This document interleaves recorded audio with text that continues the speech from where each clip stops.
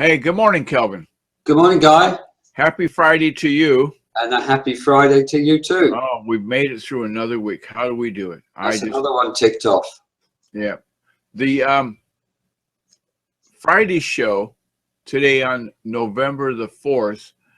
Thank God it's November the 4th, right?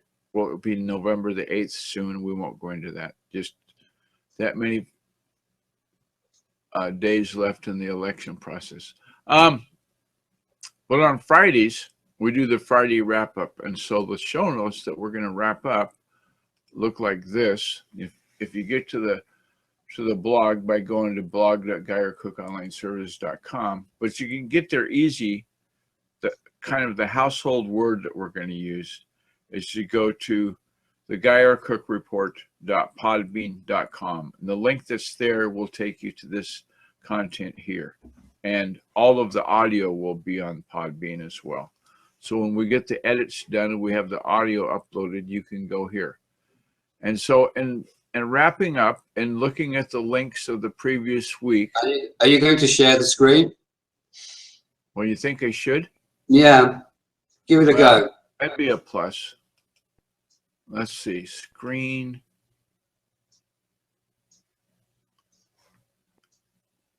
Entire screen. Gosh, I should get better at this then. And there's the entire screen. And there's the show notes that we're going to. That's better. And for those of you that are aspiring to be a co-host, that's part of the job, is keeping the guy talking all the time's mind straight so that he doesn't forget. Anyway, wrapping up the links of the week, on Monday, we talked about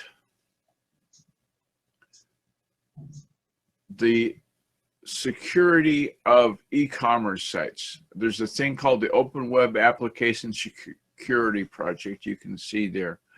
And the first link under that umbrella, if you will, is that back on the 27th, Jake repurposed this blog. It originally was on, I think Computer Weekly had it first.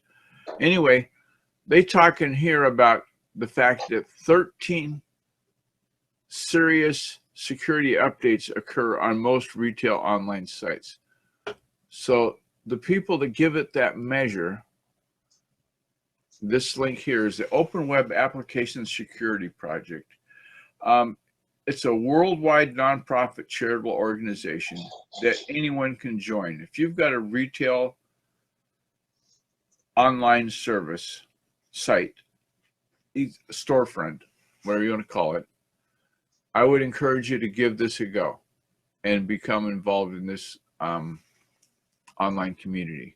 The Open Web Application site is going to identify things for you. The nice thing about it is it's not a, what do I want to call it, Kelvin? A spamware site, you know, where they're going to say, oh, you must have this download. They don't endorse anyone's project. They just say, here it is, make up your own decision.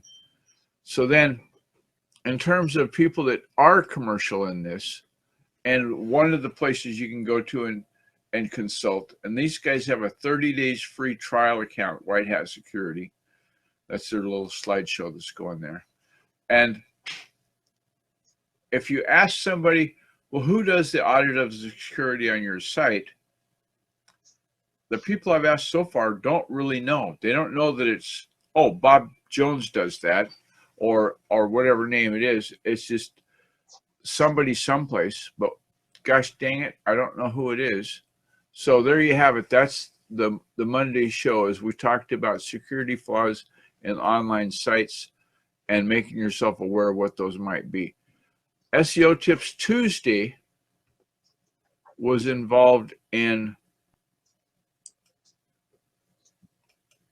mobile. Doing the SEO and having people find your site and it's not mobile ready, you haven't done the mobile optimization, well, you've wasted our time, because my little mobile phone can't see your page because of whatever. I'm not coming back. I'm going to leave and never come back. So you want to go through and find out what your mobile optimization things are. I believe there's a checklist from Moz. Right.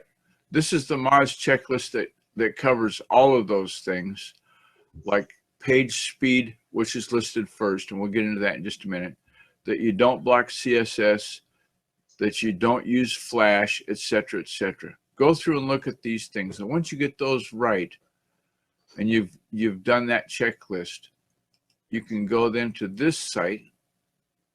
Sorry, it took a second to load there. And this site, you put in your URL, and I put in the link for the show notes, and it's going to give you the 240, the 320, the 480, all of the widths up to and including 1024 if you scroll sideways. Okay, so everything that you need to do and the checklist is done. You've got the width done, right? Then I think probably the most important thing that you're going to look at is the page speed of your site.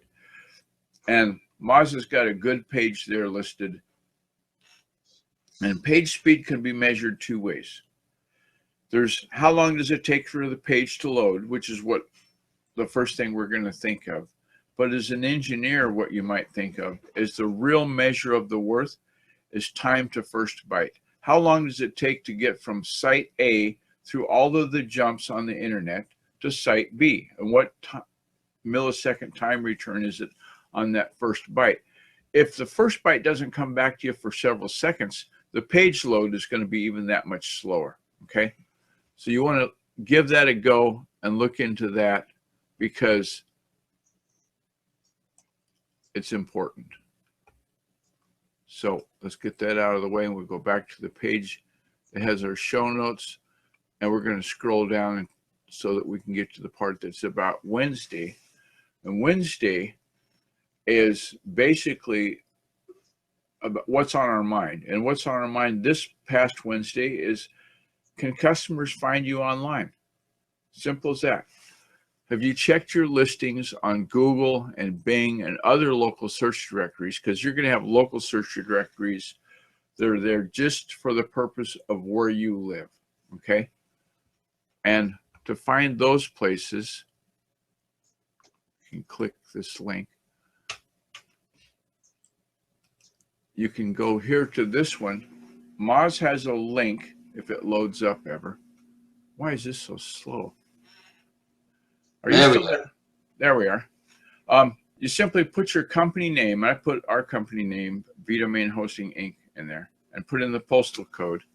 And then it shows you choose the most accurate listings. And so there's my first one there is from Manchester, Washington, which is my stomping ground, my home address. Then right below that is Vdomain Hosting. I have indexed under Port Orchard, Washington, because that's a hop and a skip down the road. I'm right next to Port Orchard, so I had to have that. Okay. So once you can get found, then I would say go to the next link there, xmlsitemaps.com. It's going to give you a really simple 4-step process to create your sitemap for your website. I've oftentimes said that the sitemap is the menu of your restaurant. If you think of your web project as a restaurant, what do you offer there? The sitemap file is what the Google and the Bings of the world look at and say, oh, okay, what's on this site? And then you index it in that sitemap, give importance to each page and how often it's refreshed and so forth. The change frequency, they call it. You can see it right there at the bottom. So give that one a go and you get the XML sitemap submitted, and it's going to go first to Google Webmaster Tools. Your site name is here on the left, and the one thing that you want to see, no new messages or recent critical issues. That means everything is as it should be. You don't have an issue there. But wait, let's get another opinion. Instead of putting all of our eggs in the basket called Google Webmaster Tools, let's also look at it in terms of Bing. Bing has Bing.com, whack webmaster, whack home, whack my sites. They have to be different. They can't call it the same thing Google does, God forbid. And there you can see it gives you the clicks from search, appeared in search, pages crawled, pages indexed. Okay. Your pages indexed, you want to be, in this instance, the show notes, blog.guyercookonlineservices.com. You want that to increase to show that, yes, in fact, it did crawl and index the new pages that you put in. I've noticed here lately, if I go into the bottom and say, did I get indexed? It'll show me in Google like, well, the page you submitted 11 hours ago. Yeah, that's good. So that was what's on our mind on Wednesday. And so go back here to this page, which is the show notes, and we'll scroll down. And on the Friday wrap-up show note, we can get to Thursday, and it's going to talk about unlocking your customer base. Okay. The first link there in the show notes is to the blog at marketo.com, an article from Anastasia Pavlova. I don't know why everybody has to have such hard names to say, Kelvin. Aesthetic challenge. It should be like, well, Jane Smith put up this post. But anyway, so much for pen names, right? There was a day. And there's a link there, not just to this article about what she has to say about customer-based marketing, but the little friendly amendment, and I made this during the show too, is, and this is something that goes clear back to the 90s, is Rob Frankel said that you must turn your clients into evangelists for your brand. If you're not doing something to make them go, oh, wow, and tell their friends about you. So when their friends say, hey, do you know anybody that's a good web developer or a good search engine monitor or whatever it might be, and they don't say, oh, you should talk to Kelvin, he does a lot of website management, right? Then you've not done a good job of making those people customers, evangelists for your brand. They don't know who to say. And that's probably something that Kevin Scullion stays awake with, but we won't pick on him. And the terms of a good ebook, I don't know why the links are coming up so slow. Now I see it, right? There's a link there in the show notes for an ebook on how to keep your customers coming back for more. It's often been said that once you get a customer, to resell that customer, to make them adopt a second and a third and a fourth purchase of your services is so much easier than to get them to convert the first time. And so this ebook talks about that. And that ebook coupled with this link, which is the fourth link, or no, I guess it's the third link, and it might load. It talks about measuring your social selling index. And there we go. LinkedIn has put together a post under the category of sales solutions, and that's basically what we all want to do. If we're in retail, we want to have sales and conversions, and this will give you the information how to do that, right, Kelvin? Right. So there we have it. The show notes talk about at the end of them, and you'll know you've reached the end when you see the part that says, thanks to Fraser Ramsey from Edinburgh Dusters.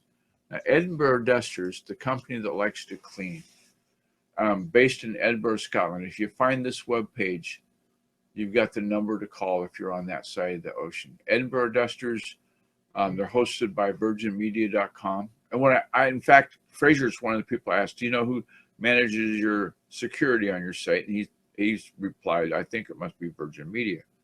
That's where I'm hosted. And so there you have it. And another person that we shout out is Basic Blog Tips. Eileen Smith from Basic Blog Tips, and this is that site. is chock full of good information about how to do it, where to do it, when to do it, who, what, when, where, and why. And speaking of who, what, when, where, and why, isn't that a good segue? Our friends across the water have a group they started over in the UK. In fact, this fellow next to me, that guy, started up Friends Just Chatting. And it's evolved to the point they've got a Facebook group now, because from time to time, their online stream might be hosted at different places. And I would encourage you to give that a look and join that group, because